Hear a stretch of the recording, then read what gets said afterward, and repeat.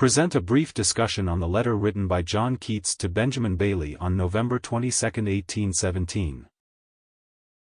Marks 10-12. Answer.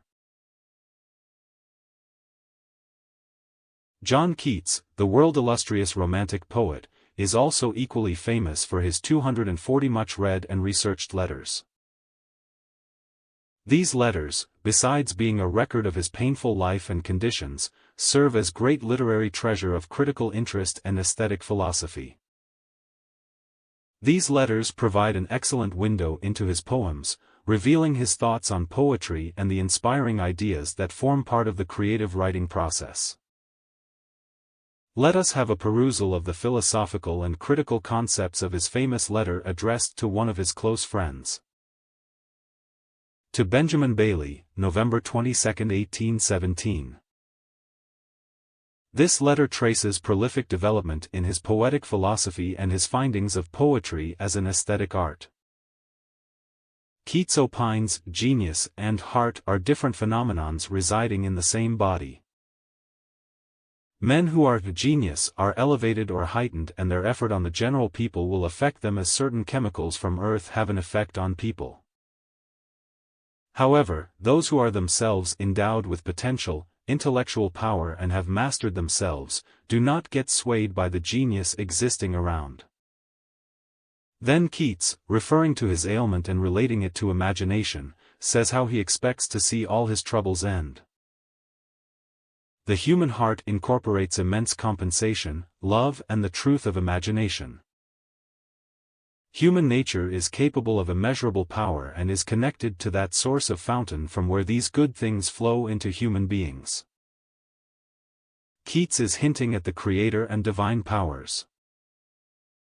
What imagination beholds as beauty must be truth, it must be born instantly. Imagination, Keats says, is like Adam's dream of Eve. After waking up, Adam found it to be true. Keats writes, "Wish should be so potent in its desire that it should become true." Keats feels that intense feelings of love or beauty does not ever die. It is somewhat like if one hears an old lilting song in a delightful place by a delightful voice.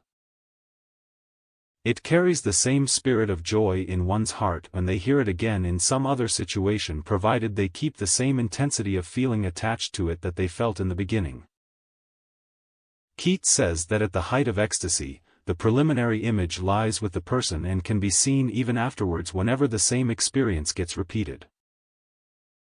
Perhaps Keats refers to the essential qualities of human nature with which we resume different shapes in the birth cycle, and says that they never leave us. The mind is capable of carrying those original imprints of the powerful state to a human being in each of his births. For Keats, same would not be applicable to the complex mind which is imaginative and careful of its outcome, who would exist half in sensation and half on thought. By sensation, perhaps Keats means the felt or the experienced part. By thought he may mean something at the level of superficial fancy. Keats feels that Bailey has a complex mind, as he has discussed.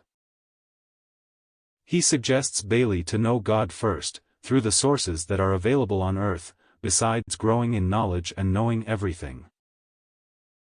The sources would be various writings and text, and the body has gained senses which can empower the soul to reach God. Keats says he can feel himself into anything that he beholds and lives in that object in that particular moment, whether it is the setting sun or the sparrow that comes to his window for food. He suggests Bailey to remind him if he is numb at some corner of his heart for humane reasons, and not the abstractions. If they are abstractions, he must forgive Keats, because sometimes for a week his mind does not feel affected by any human passion and that he is lost into deep musings. Thus, this letter to Keats' intimate friend Bailey is replete with profound philosophical and critical concepts. This is why the students of literature across the globe find his letters very interesting and use them as their research papers. As Eliot puts it, his letters are the most notable and most important ever written by any English poet. Finished. Please subscribe to the channel for more updates of ready-made notes on English literature. Also, please share this channel to help any student pursue a degree in English literature. Thank you very much for watching the video. Please do not forget to like and comment.